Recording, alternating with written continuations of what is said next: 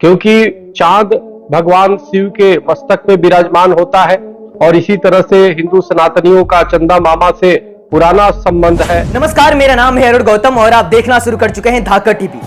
जो लोग धरती पर एक देश तो छोड़िए एक गांव को हिंदू राष्ट्र नहीं बना पाए, वो लोग अब चांद पर हिंदू राष्ट्र बनाने का सपना देख रहे हैं। भले ही भारत के वैज्ञानिकों ने चंद्रयान 3 को चांद पर लैंड करवाकर पूरी दुनिया में भारत का नाम का डंका बजा दिया है और इसके लिए गर्व है हमारे देश के उन वैज्ञानिकों पर जिन्होंने अपने कठिन परिश्रम से चंद्रयान 3 को सही सलामत चांद पर लैंड करवाया है। लेकिन दुख इस बात का है कि भले ही चांद पर हमारा देश चला गया, लेकिन हमारे देश के कुछ लोगों की मानसिकता आज भी बाल अवस्था में है।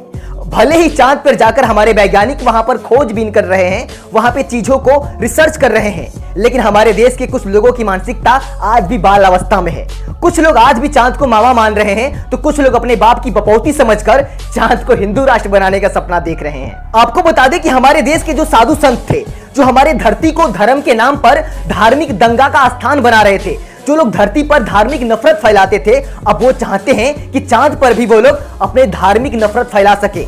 जो लोग हिंदू राष्ट्र बनाने का सपना दिखाकर धरती पर दलितों के साथ, बहुजनों के साथ अन्याय अत्याचार करते थे, वो लोग अब चांद पर भी अपनी जातिगत मानसिकता को दर्शाने की कोशिश कर रहे हैं। एक ऐसे ही संत हैं अखिल भारतीय हिंदू महासभा के चक्रपाणी महाराज।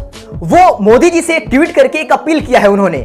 पहले आप इनकी पूरी वीडियो देखिए, वीडियो में ये क्या कह रहे हैं, फिर इनकी बातों पर विश्लेषण करते हैं। देश के प्रधानमंत्री माननीय श्री नरेंद्र मोदी जी को बहुत बहुत धन्यवाद मैं देता हूं कि उन्होंने जिस प्रकार से चंद्रयान 3 जो चांद पर उतरा है, उस स्थान का नाम शिव शक्ति पॉइंट रखा है और इसकी घोषणा किया है। लेकिन इसी के साथ मैं चाहता हूं कि इसके पहले की कोई और विचारधारा के लोग, इसके और देशों के लोग वहां पे जा करके वहां का फिर गजवा हिंद ना बनाए। इसलिए चक्रपाणी महाराज को यह बात नहीं पता होगी कि चंद्रयान 3 के लॉन्च से पहले अमेरिका ने इंसान को वहां पे लैंड कर दिया था।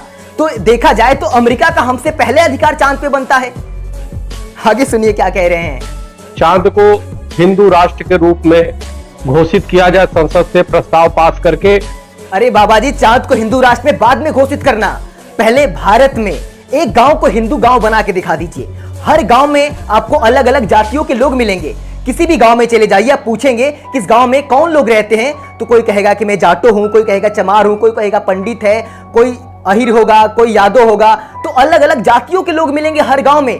किसी भी गांव में चले जाइए और पता कीजिए किसी गांव में कोई हिंदू रहता है क्या। हर गांव में वर्ण व्यवस्था आप लोगों ने बनाया है, जाति व्यवस्था आप लोगों ने बनाया, और आप चाहते हो कि हिंदू राष्ट्र बन जाए। जातियों में, वर्णों में आप लोगों ने बांटा और आज सपना देख रहे हो कि उन सबको एक माले में पिरोया जाए, हिंदू राष्ट्र बनाया जाए। हिंदू राष्ट्र बनाने के लिए सबसे पहले आपको वर्ण व्यवस्था खत्म करनी पड़ेगी, जाति व्यवस्था खत्म करनी पड़ेगी, ताकि आप गांव में जाकर लोगों से पूछें कि तुम कौन हो भाई, तो वो कह सके कि मैं ना तो मैं दलित हूं, ना ही मैं चमार हूं, ना ही मैं यादव हूं, ना ही राजपूत हूं। वो गर्व से कह सके कि हम हिंदू हैं।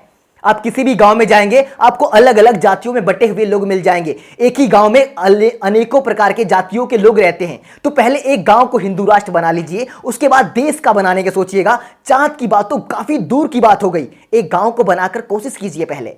आगे सुनिए क्या कह रहे हैं।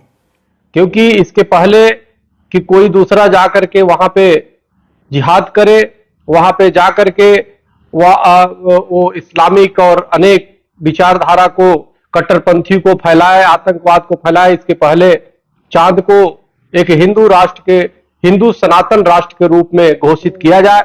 ऐसे बाबा लोग अगर भूल से भी चांद पे चले गए तो वहां पर भी ये लोग नफरत ही फैलाएंगे, वहां पर भी ये लोग धार्मिक आतंक ही फैलाएंगे, वहां पे भी ये लोग जाति वर्ण व्यवस्था बनाकर वहां पे भी लोगों में मानवता इंसानियत को नष्ट करेंगे। ऐसे बाबा लोगों को धरती पर ही जेल में डाल देना चाहिए। अगर ये लोग खुले रहें तो ये लोग जहां भी जाएंगे वहां नफरत फैलाएंगे। क्योंकि चांद भगवान शिव के मस्तक पे विराजमान होता है। सुना आपने क्या कह रहा है कि चांद भगवान शिव के मस्तक पर विराजमान होता है। अगर ऐसा होता तो तुम लोग संत हो ना भाई, हवन कुंड करके सारी चीजें कर सकते थे। हमारे देश को उतना पैसा खर्च करने की क्या जरूरत थी? तुम्हारे धर्म ग्रंथों में तो सब कुछ है। तुम्हें यहां तक पता है कि चांद शिव के जटा पे, अभी भी सोचिए बाल अवस्था में ये बाबा जी रहा है। आज भी बुद्धि का विकास नहीं हुआ। हमारे देश के वैज्ञानिक चांद पर जाके रिसर्च कर रहे हैं और इसे अभी भी शंकर की जटा पर चांद दिख रहा है। और इसी तरह से हिंदू सनातनियों का चंदा मामा से पुराना संबंध है अनेक प्रकार की चांद का हमारे यहाँ शास्त्रों में जिक्र है, इसलिए मतलब इन बाबाओं का हर जगह से पुराना नाता है, पुराना संबंध है। हर जगह इनकी हर बातें वेदों में लिखी गई है। कुछ भी हो हमारे देश में, हर जगह से इन हिंदू सनातनियों का पुराना नाता हो जाता है। बुद्ध की सारी मूर्तियों को तोड़कर उसे स्वरूप बदलकर इनसे भी इनका नाता जोड़ लिया इन लोगों ने। जहां पर जो चीज दिखे वो सारी चीजें इनके धर्म ग्रंथों में पहले से ही है। अगर इनके धर्म ग्रंथों में ही विज्ञान है तो फिर हमारे देश के वैज्ञानिकों को क्या जरूरत थी धर्म ग्रंथ पढ़ते और रिसर्च करते। वेदों से क्या मिला, वेदों का खोज एक बताइए ना। सारा ज्ञान जब वेदों में है तो अपने बच्चों को क्यों यूनिवर्सिटी में भेजते हैं। जितने भी हमारे देश के नेता लोग हैं वो मंदिरों में भेजते अपने बच्चों को पढ़ने के लिए वेदों की पढ़ाई। हमारे देश के नेताओं के बच्चे ऑक्सफोर्ड यूनिवर्सिटी में पढ़ रहे हैं, अमेरिका जाके पढ़ रहे हैं, और हम लोग यहाँ वेदों में उलझाए जा रहे हैं। अगर वेदों में सारा ज्ञान होता तो ऐसे बाबा लोग ऐसे आराम से बातें मोदी जी से अपील ना करते। इन्हें भी पता है कि सत्ता में दम है। मोदी जी ने वहां पे शिव शक्ति पॉइंट भले ही नाम रख दिया हो, वो सत्ता में कुछ भी कर सकते हैं। लेकिन देखा जाए तो हमारे देश में धर्म धरती पर ही रह गया और विज्ञान चांद पर चला गया। लेकिन हमारे देश के लोग आज भी चांद को मामा समझकर मूर्खता जो कर रहे हैं, ये हमारे देश के लिए दुर्भाग्य की बात है।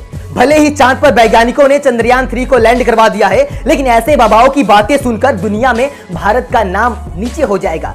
क्योंकि जिस देश के वैज्ञानिक चंद्रयान 3 को लॉन्च कर रहे हैं, उसी देश में कुछ खुद को संत बताने वाले बाबा की मानसिकता एक छोटे से बच्चे जैसी है, क्योंकि वो चांद को आज भी मामा मान रहे हैं। बाकी इस वीडियो के बारे में आपकी जो भी राय है कमेंट बॉक्स में हमें जरूर बताएं। और बहुत सारे लोग मुझसे पूछ रहे थे कि अरुण भाई तुम्हारी वीडियो रोज रोज क्यों नहीं आ रही है, तो आपको मैं बताने वाला हूं, बहुत जल्दी अपने अगले ब्लॉग में बताऊंगा। और आपके मन में कोई भी सवाल सुझाव हो तो कमेंट बॉक्स में हमें जरूर बताएं। और धाकड़ टीवी को और भी धाकड़ बनाने के लिए आप हमें आर्थिक सहयोग कर सकते हैं, जिससे मैं और भी सारे रिसोर्सेज इकट्ठा कर सकूं और आप लोगों तक हर रोज अवगत हो सकूं। जब समस्याएं होती है तभी इंसान की स्पीड थोड़ी रुक जाती है, और बस इन्हीं समस्याओं में उलझकर मेरी स्पीड थोड़ी रुक गई थी। अब सब कुछ धीरे धीरे बेस्ट हो रहा है। आप सहयोग कीजिए, आपके सहयोग पे खरा उतरूंगा और आप लोगों तक ऐसी ऐसी वीडियो लाता रहूंगा। फिर मिलेंगे अगली वीडियो में किसी अगले ऐसे ही टॉपिक पे।